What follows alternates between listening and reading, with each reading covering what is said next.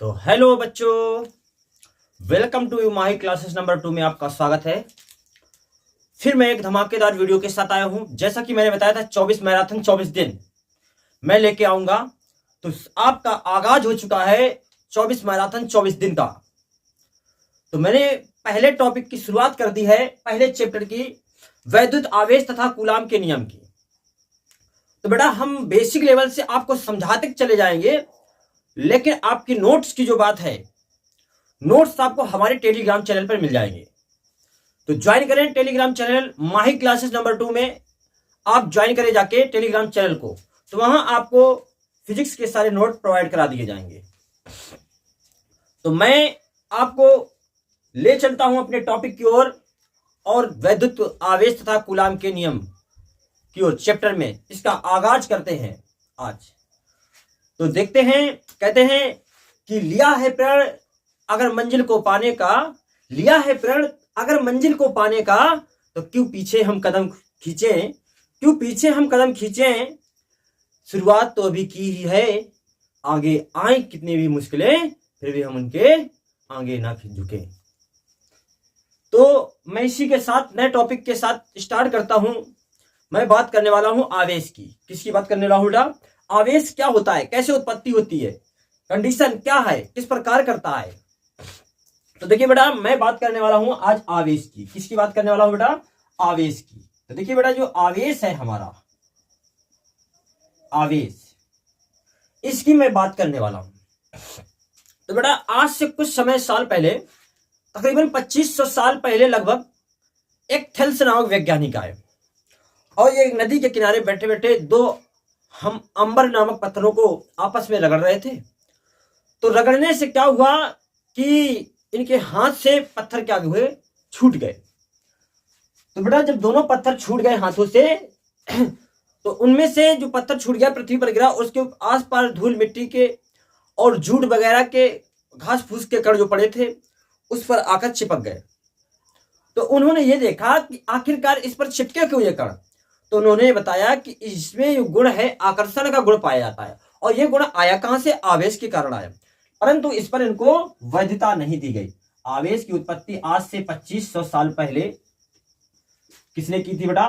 Thales नामक वैज्ञानिक थे। ठीक, ये थेल्स नामक वैज्ञानिक, इन्होंने इतना बताया, इसके बाद चले गए, लेकिन इनकी बात पर कोई ध्यान नहीं दिया गया। फिर आज से 2500 साल बाद, मतलब इसके बाद एक 1600 साल बाद, फिर इनकी बात पर जो 1600 साल बाद जो बात आई, 2500 साल के बाद फिर 1600 बाद, तो बात क्या आई बेटा कि एक बेंजामिन फ्रैंकलिन वैज्ञानिक थे। इसके बाद जो आए थे बेंजामिन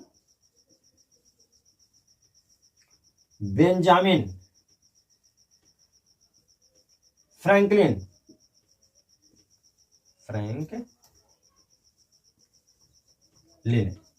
कौन वैज्ञानिक है बेटा? बेंजामिन फ्रैंकलिन ने आवेश को बेटा क्या बताया? वैद्युति बताया कि आवेश जो है उसमें ऋणावेशित भी होता है, धनावेशित भी होता है, और करंट का प्रवाह होता है, वैद्युत धारा में पाया जाता है। इसको वैद्युति बताया कि मतलब जो करंट इसमें फ्लो हो सकता है, और इसके कारण ही करंट फ्लो होता है आवेश को। कि किसी भी परिपथ में, परिपथ का मतलब होता है रास्ता बेटा, तो किसी भी परिपथ में धारा का प्रवाह कराने पर उसमें आवेश फ्लो होता है। क्या होता है बेटा? आवेश जब फ्लो होता है, तो देखो इन्होंने बताया कि दुनिया के कोई भी दो पदार्थ आपस में रगड़ो, और रगड़ने पर उनमें अपनी ओर आकर्षण या प्रतिकर्षण करने का गुण उत्पन्न होगा। क्या होगा? अपनी ओर आकर्षण और प्रतिकर्षण करने का गुण उत्पन्न होगा बेटा। तो जैसे कि देखिए हमने क्या किया कि आपको मैं दिखा रहा हूं आवेश का रीजन। मैंने क्या बताया कि दुनिया के कोई भी दो पदार्थ आपस में रगड़ो, उनको रगड़ने पर अपनी ओर आकर्षण और प्रतिकर्षण करने का जो भी गुण उत्पन्न होगा, उसे हम क्या कहेंगे? आवेश कहेंगे। तो इतना बताया, इतना बताने के बाद बेटा जो आवेश था उसको बता करके इन्होंने चले गए। क्या किया? चले गए, और चले जाने के बाद इन्होंने इतनी कंडीशन को फॉलो कराया। तो देखिए हमने क्या किया कि एक पदार्थ हमारा पेन है, एक पदार्थ हमारे बाल है। तो हम इस पेन को बालों पर रगड़ते हैं, तो रगड़ने पर देखना आपको ये कागज की छोटी छोटी कण हैं, इसमें आपको दिखेगा आवेश किस तरीके से होता है। तो देखिए हमने क्या किया, एक पदार्थ हमने पेन को और दूसरा पदार्थ अपने बालों को मान लिया, दोनों पदार्थों को आपस में रगड़ा और रगड़ने पर देखिए अभी आपको दिखेगा, तो देखिए कितने सारे कण उड़ के आ रहे हैं, आ रहे कि नहीं आ रहे हैं? तो देखिए फिर से देखिए अभी, तो देखना अभी इसे खींचेंगे कितने सारे चिपक रहे हैं, इसकी ओर आकर्षित हो रहा है कितने सारे कण। देखिए देखिए ये है आवेश बेटा, ये क्या है? आवेश। ये क्यों कारण? तो मैंने क्या बताया बेटा कि दुनिया का कोई भी पदार्थ, दो पदार्थ आपस में लीजिए, उनको आपस में रगड़िएगा तो उनमें अपनी ओर आकर्षण या प्रतिकर्षण करने का गुण आएगा, वो क्या कहलाएगा? वो आवेश कहलाएगा बेटा। जैसे कि हम अपने हाथ ऐसे ऐसे रगड़ते हैं तो रगड़ने पर हीटिंग उत्पन्न होती है, तो वो किस कारण होती है? वो बेटा हमारे आवेश के कारण होती है। किसके कारण होती है? तो आवेश के कारण। अगर आवेश के बारे में पूछे तो सिंपल शब्दों में कहिएगा, आवेश जो है वैद्युतीय है, और दुनिया के कोई भी दो पदार्थ ले लीजिए, तो दो पदार्थों को आपस में रगड़ने पर अपनी ओर आकर्षण मतलब खींचना, अपनी ओर खींचना, और आकर्षण या प्रतिकर्षण, प्रतिकर्षण मतलब होता है अपने से दूर धकेलना, दूर धकेलना, तो अपनी ओर आकर्षण और प्रतिकर्षण करने का जो गुण उत्पन्न होता है उन पदार्थों पर, उन्हें हम आवेश कहते हैं। क्या कहते हैं? उन्हें आवेश कहते हैं। तो सिंपल शब्दों में डिफाइन कर सकते हैं आवेश को कि दो पदार्थों को आपस में रगड़ने पर अपनी ओर आकर्षण या प्रतिकर्षण करने का जो गुण उत्पन्न होता है उस पदार्थ पर, उसे हम आवेश कहते हैं। तो बेटा आवेश जो है, आवेश के टाइप भी बताए गए। तो बेटा सिंपल टाइप जो बताया गया कि पहले इसको वैद्युतीय बताया गया, तो फिर बताया गया वैद्युत आवेश क्या होता है। तो बेटा वैद्युत आवेश क्या होता है, याद रखना, जिसमें करंट का फ्लो, करंट के रूप में कौन चलते हैं? इलेक्ट्रॉन चलते हैं। कौन चलते हैं? इलेक्ट्रॉन चलते हैं बेटा, इलेक्ट्रॉन। तो वैद्युत आवेश क्या होता है? तो सिंपल शब्दों में कह सकते हैं, दुनिया के किसी भी पदार्थ में इलेक्ट्रॉनों की कमी या अधिकता हो जाए, कमी या अधिकता हो जाए, उससे हम वैद्युत आवेश कहते हैं। क्या कहते हैं? वैद्युत आवेश कहते हैं। कि दो आवेश क्या होता है? दो पदार्थों को आपस में रगड़ेंगे, अपनी ओर खींचने या धकेलने का, दूर धकेलने का जो गुण उत्पन्न हो जाएगा उसे आवेश कहेंगे। क्या कहेंगे बेटा? आवेश। लेकिन किसी भी पदार्थ में इलेक्ट्रॉनों की कमी या अधिकता हो जाए, क्या हो जाए? इलेक्ट्रॉनों की कमी या अधिकता हो जाए, उससे हम लोग क्या कहते हैं? वैद्युत आवेश कहते हैं। क्या कहते हैं बेटा? वैद्युत आवेश कहते हैं। आवेश के भी टाइप होते हैं बेटा। आवेश के दो टाइप होते हैं। कौन कौन से होते हैं? तो बेटा आवेश जो होता है, इलेक्ट्रिक चार्ज जो हमारा है, क्या है? Electric charge. Type of electric charge two types के होते हैं। एक हमारा जो होता है पॉजिटिव होता है, दूसरा बेटा नेगेटिव होता है। क्या होता है? नेगेटिव। तो देखिए जो चार्ज होता है, चार्ज है, तो चार्ज कितने प्रकार का होता है बेटा? दो प्रकार का होता है। तो इसके टाइप कितने होते हैं? दो। पहला टाइप बेटा क्या होता है? पॉजिटिव चार्ज मतलब धनात्मक आवेश। क्या होता है? पॉजिटिव चार्ज मतलब धन आवेश। क्या होता है? धन आवेश। दूसरा बेटा होता है नेगेटिव। क्या होता है? नेगेटिव।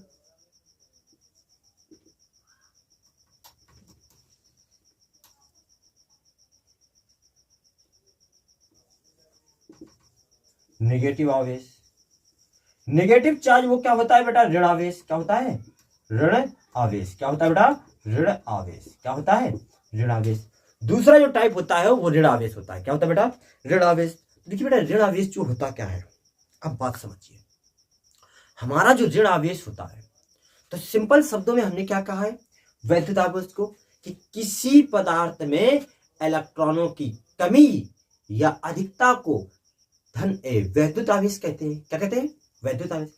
लेकिन पहली हेडिंग क्या है बेटा? टाइप ऑफ दो प्रकार के होते हैं। तो टाइप क्या है बेटा?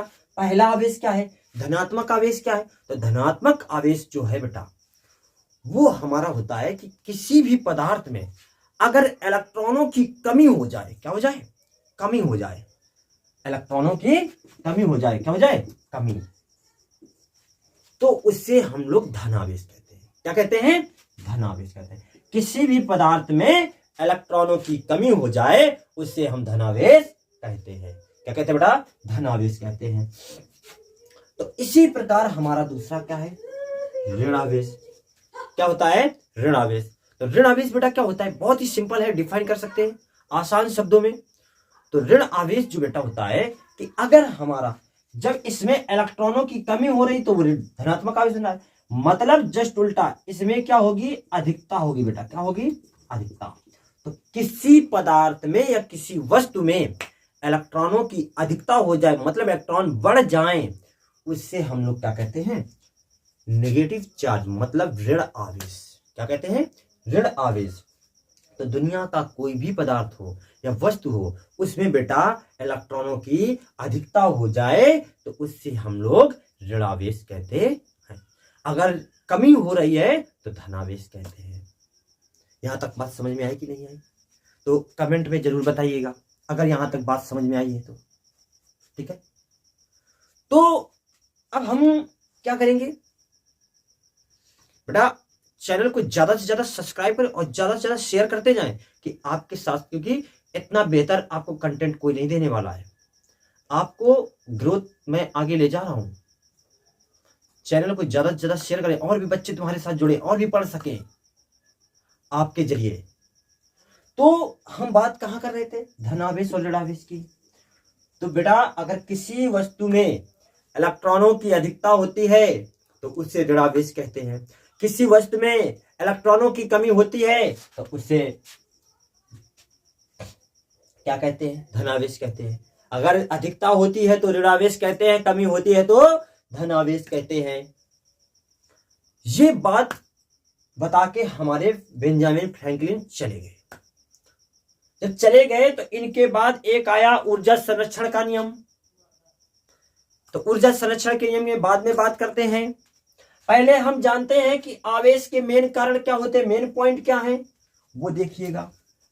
पॉइंट ऑफ व्यू यहां से ऑप्शनल क्वेश्चन पूछता है, वो देखिए अब क्या होते हैं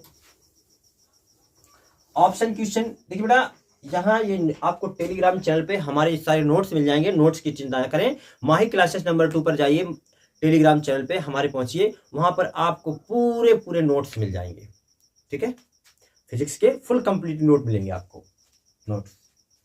तो देखिए बेटा, अब क्या हुआ कि पॉइंट ऑफ नोट्स के तौर पर क्या बताया, बेंजामिन फ्रैंकलिन ने बताया कि अगर हमने बेंजामिन फ्रैंकलिन ने बताया कि अगर हम दो एक ही प्रकार के ऋणात्मक ऋणात्मक बेटा धनात्मक धनात्मक, मतलब कोई ऋणात्मक आवेश हो कोई ऋणात्मक आवेश हो, अगर ऋणात्मक ऋणात्मक आवेश लेते हैं तो ये एक दूसरे को दूर धकेलेंगे। क्या करेंगे, दूर धकेलेंगे, मतलब आपस में चिपकेंगे नहीं। ऐसे बताया कि अगर प्लस प्लस लेते हैं, पॉजिटिव आवेश लेते हैं तो ये क्या करेंगे, ये भी दूर ढकेलेंगे। तो सेम सेम वाले क्या करते हैं, समान आवेश जो होते हैं बेटा, जो समान आवेश होते हैं वो क्या करते हैं, प्रतिकर्षित करते हैं, मतलब दूर ढकेलते हैं। ठीक, क्या करते हैं, प्रतिकर्षित करते हैं।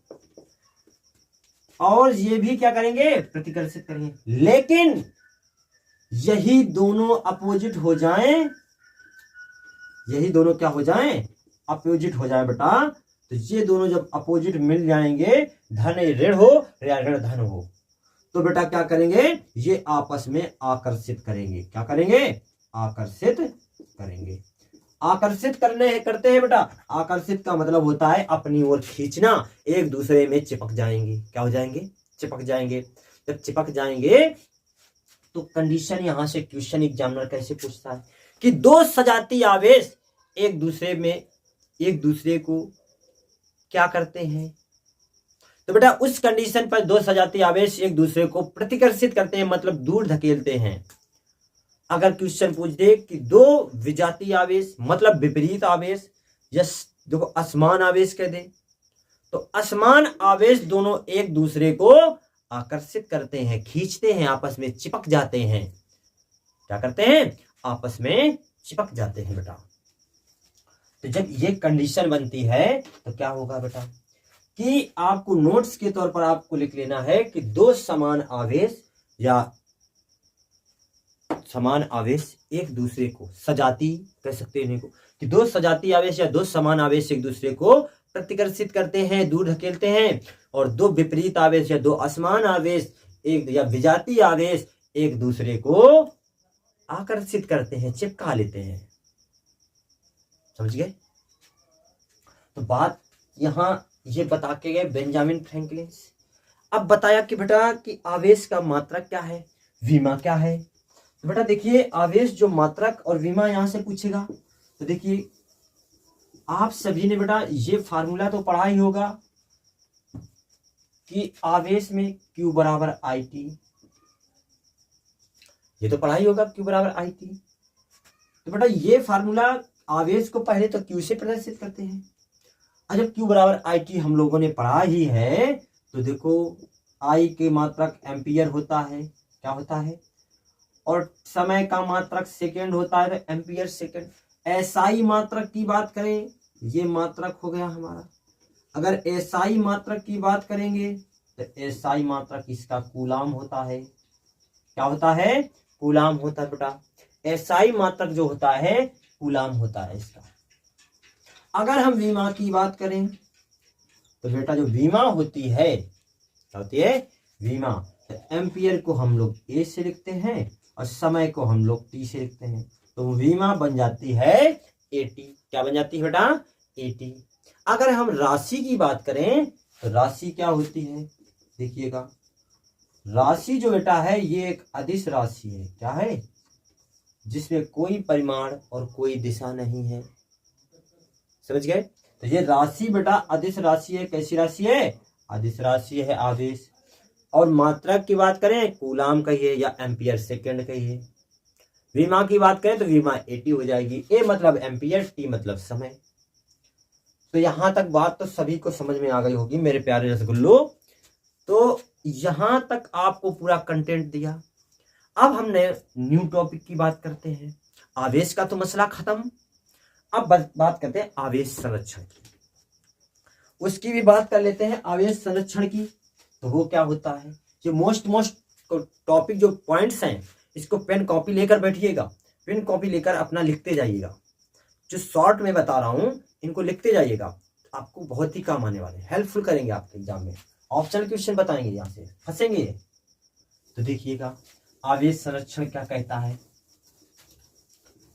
तो बेटा आवेश संरक्षण जो कहता है उसका सिद्धांत है कि भाई आवेश संरक्षण का सिद्धांत है जो हमारा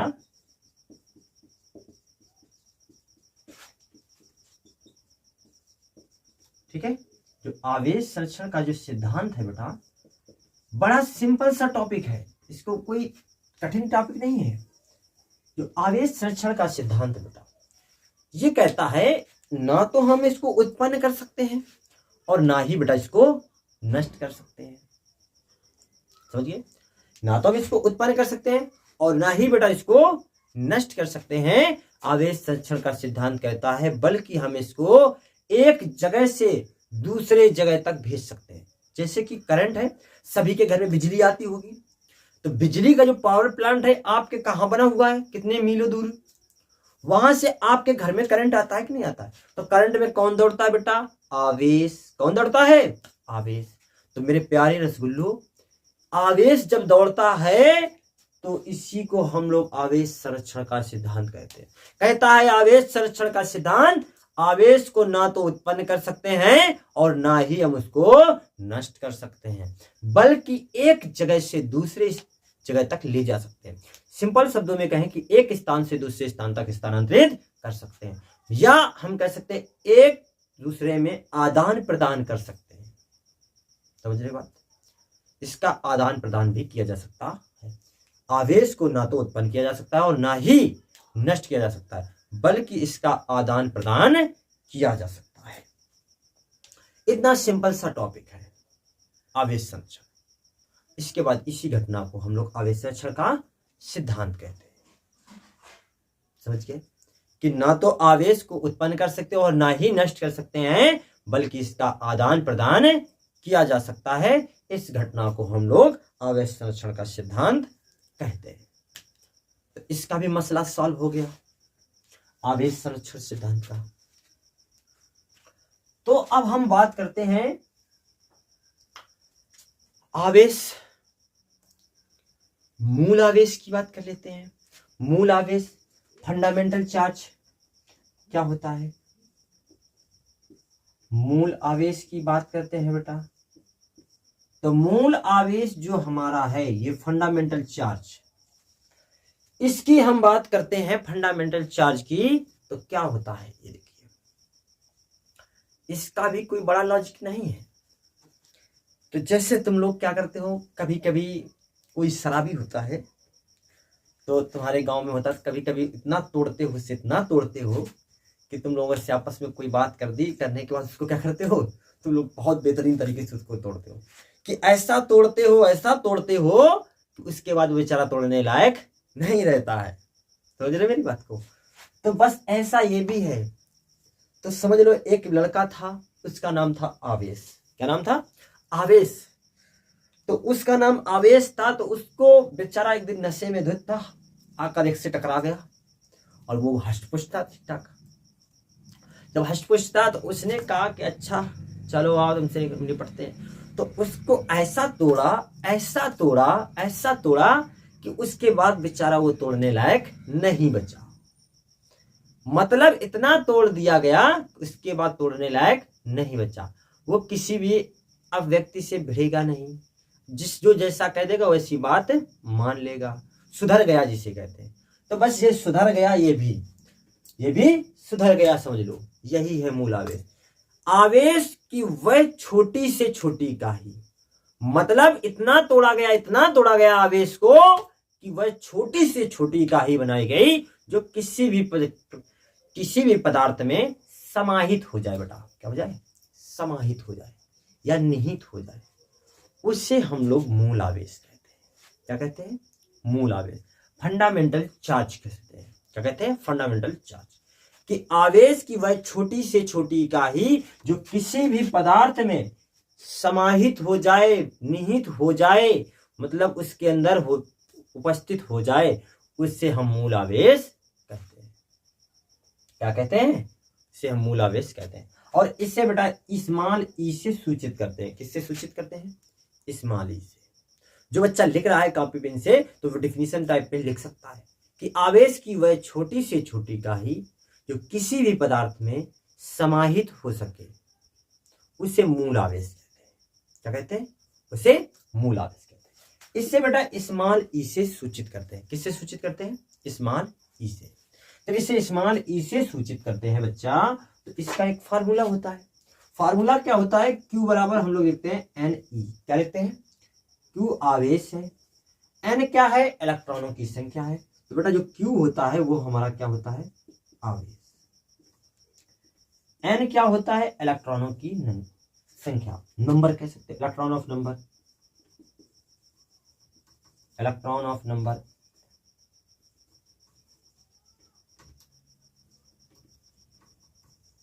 ठीक, इलेक्ट्रॉनों की संख्या। ये बेटा जो होता है ई होता है जो एक इलेक्ट्रॉन पर आवेश होता है। कितने इलेक्ट्रॉन पर? एक इलेक्ट्रॉन पर आवेश होता है। ई जो होता है एक इलेक्ट्रॉन पर आवेश होता है। और इसका मान भी होगा बेटा, तो इसका मान भी होता है एक इलेक्ट्रॉन पर आवेश का मान होता है, ई की वैल्यू होती है 1.6 गुणित 10 की पावर माइनस 19 कूलम। कितनी होती है? 1.6 गुणा 10 की पावर माइनस 19 कूलम होती है। ये बेटा ई का मान होता है। तो ये हो गई मूल आवेश की बात। ठीक है, अब हम बात करते हैं, मूल आवेश भी हो गया, अब हम बात कर लेते हैं कूलाम के। कूलाम का नियम क्या होता है उसकी तरफ रुख कर लेते हैं। तो देखो बेटा कूलाम का नियम क्या कहता है, उसका भी मसला कोई बड़ा नहीं है, उसको भी हम ऐसे नॉर्मली इजी निपटा देंगे। बेटा फिजिक्स जो है कोई बड़ी बात नहीं है, फिजिक्स बहुत ही सरल सब्जेक्ट है। हम लोगों ने उसको इतना कठिन बना रखा है कि पूछो ना। हम अपने मन में बैठा लेते हैं कि बहुत फिजिक्स कठिन है, नहीं बहुत कठिन है। कठिन वठिन कुछ नहीं है, सिंपल है, चुटकियों की फिजिक्स। अब देखो कूलाम का नियम क्या होता है। कूलाम हम लोग रटते आ रहे हैं, समझ नहीं रहे हैं। रटना नहीं है, कॉन्सेप्ट सीखो, फिजिक्स कॉन्सेप्ट से चलती है। तो देखो बेटा कूलाम का नियम क्या होता है, कूलाम ऑफ लॉ, कूलाम का नियम। ठीक है, कूलाम्ब ऑफ लॉ क्या होता है? तो बेटा एक बार दो दोस्त थे और बड़े प्यारे दोस्त थे दोनों। एक का नाम था ए और एक का नाम था बी। एक का नाम था ए, एक का नाम था बी, और बड़े अच्छे दोस्त थे। और जो दोनों घर रहते थे अपने अपने घर में, इनके घर की दूरी थी बेटा आर। कुछ डिस्टेंस था तो उसको हम लोगों ने आर बता दिया। और इसके पास बेटा जो आवेश था, इसके पास जो रहने वाला व्यक्ति था जो थोड़ा ठीक ठाक था, और इसके पास भी मतलब दोनों के घर में बिजली आती थी। तो ये जो दोस्त था इसके पास था अपने और मोहित करने का, आकर्षित करने का। जैसे तुम लोगों में भी कोई लोग कुछ किसी किसी को पसंद कर लेते हो, कोने कोने का बहुत जल्दी पसंद आ जाता है, कोई कोई नहीं होता है। ऐसे ये था, इसको बहुत जल्दी कोई पसंद आ जाता था। और ये बेचारा था बी, इसको कोई जल्दी से पसंद ना आता था। तो ए जो था ये इसके पास आकर्षण मतलब अपनी ओर खींचने का बहुत अच्छा गुण था। क्या था? गुण था। इसके पास इसको कोई ना पसंद आता था। ये थोड़ा डरपोक था तो ये कम डरता था, समझ गए? तो इसको जो अपने आप से दूर रखता था, सभी को प्रतिकर्षित करता था। क्या करता था? प्रतिकर्षित, जिसे प्रतिकर्षण बल बोलते हैं। तो ये बेटा क्या करता था? प्रतिकर्षित करता था, अपने से दूर हटाता था। तो दोनों दोस्त थे, आर डिस्टेंस पे रहते थे। तो इसके पास आकर्षण करने का बड़ा अच्छा गुण था और इसके पास प्रतिकर्षण करने का बड़ा अच्छा गुण था। ये किसी को पसंद ना करता था, ये पसंद करता था। एक बार क्या हुआ कि दोनों की पटरी ना खाई। ये पटरी ना खाई तो ये कहता है कि आजा दोस्त मेरे घर। कहता है मैं ना आऊंगा। कहता है मैं ना आऊंगा, मतलब मना कर रहा है, प्रतिकर्षण कर रहा है, विरोध कर रहा है, मैं ना आऊंगा। और ये कह रहा है आजा दोस्त, मतलब आकर्षण अपनी तरफ बुला रहा है।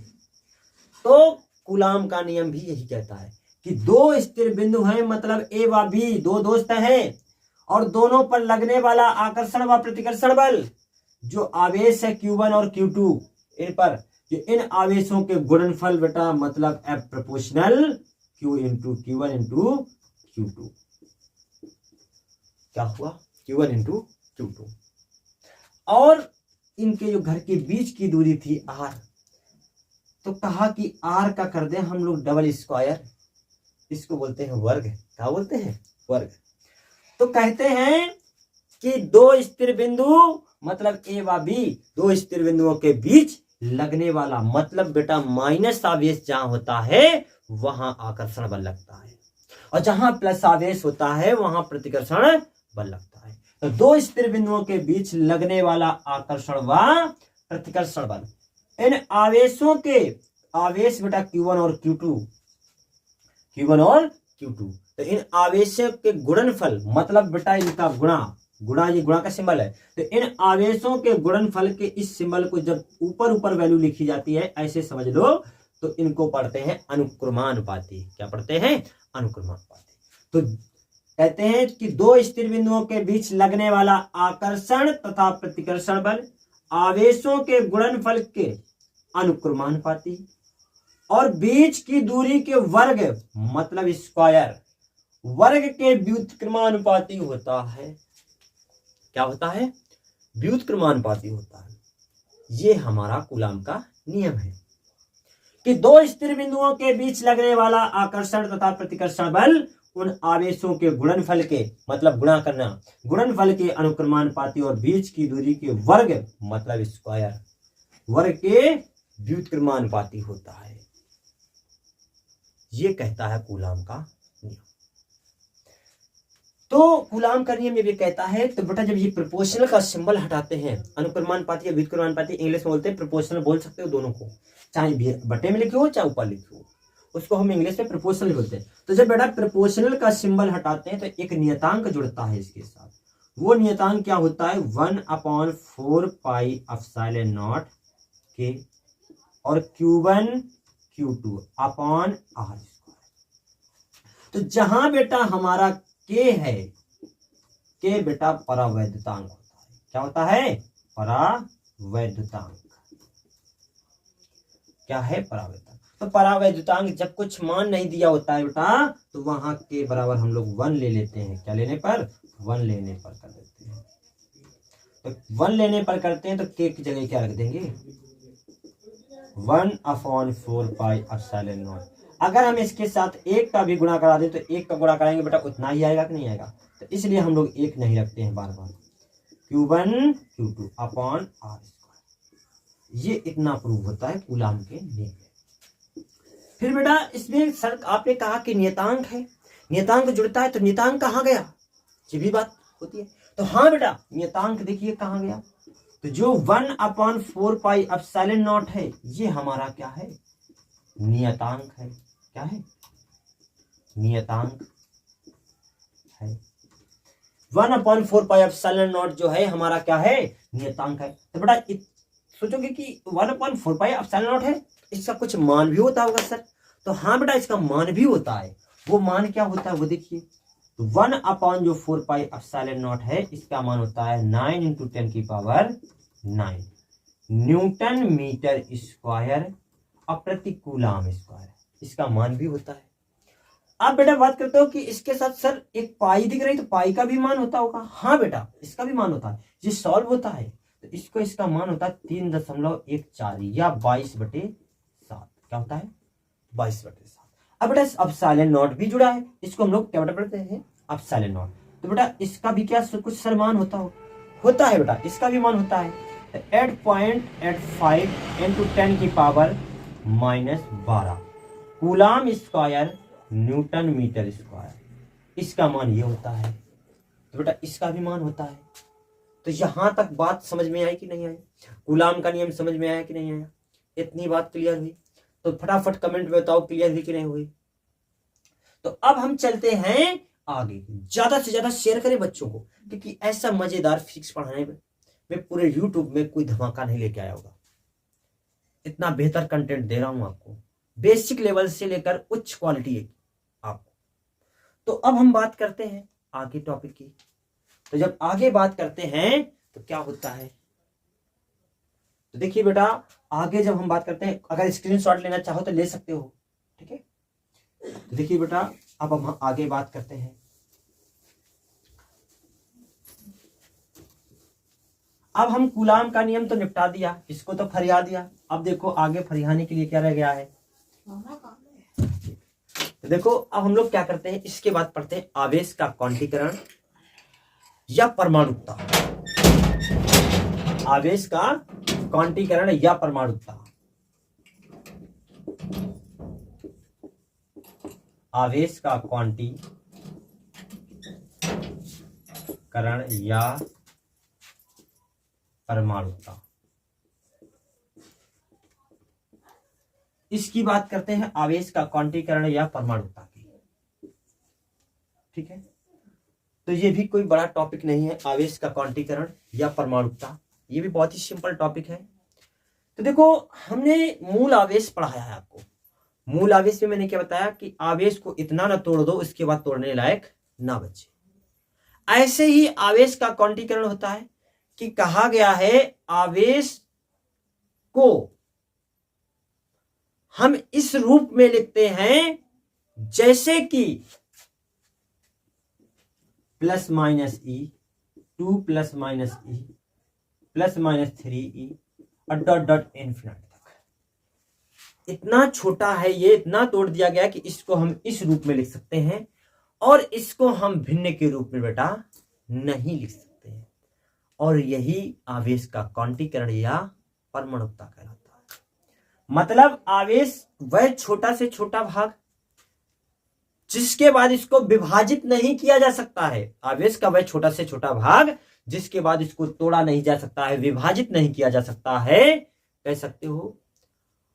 जिसको हम E +-+2E +-+3 मतलब इस रूप में इसको लिख सकते हैं, इसको भिन्न के रूप में नहीं लिख सकते हैं कि हम इसको ऐसे लिख दें E/2। तो ये रॉन्ग है बेटा। इसको लिखेंगे तो ऐसे ही लिखेंगे, इसके बाद इसको इस रूप में हम लोग नहीं लिख सकते हैं। यहां तक बात समझ में आ रही है? तो यही क्रिया ही भिन्न के रूप में जब नहीं लिख सकते हैं तो यही घटना ही क्या कहलाती है? आवेश का क्वांटीकरण या परमाणुकता। तो कहा गया है सिंपल शब्दों में, आवेश का वह छोटा से छोटा भाग जिसको विभाजित नहीं किया जा सकता है, इसको E plus minus 2E plus minus 3E comma लगा के डॉट डॉट इन्फिनाइट के रूप में लिख सकते हैं, बल्कि इसको भिन्न के रूप में नहीं लिख सकते हैं। इससे आवेश का क्वांटीकरण या परमाणुकता कहलाते हैं। यहां तक टॉपिक क्लियर हो तो कमेंट में बताइए। तो जब यहां तक क्लियर हो गया हमारा टॉपिक, तो अब हम आगे की बात करते हैं। तो जब आगे की बात करते हैं बेटा, तो बेसिक लेवल से मोस्ट चीजें आपको पढ़ाई जा रही हैं। फालतू का कवाड़ा इसमें चैनल पे नहीं मिलेगा, नहीं पढ़ाया जाएगा चैप्टर में, समझ रहे हो? अब इसके बाद हम लोग बात करेंगे वैद्युत क्षेत्र की। तो वैद्युत क्षेत्र क्या होता है उसको जान लेते हैं। तो हम लोग चलते हैं वैद्युत क्षेत्र की तरफ। किसकी तरफ चलते हैं बेटा? वैद्युत क्षेत्र की तरफ। तो वैद्युत क्षेत्र क्या होता है?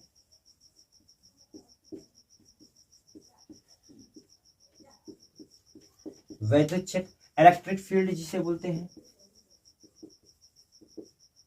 Electric field. जो बेटा इलेक्ट्रिक फील्ड है इसके बारे में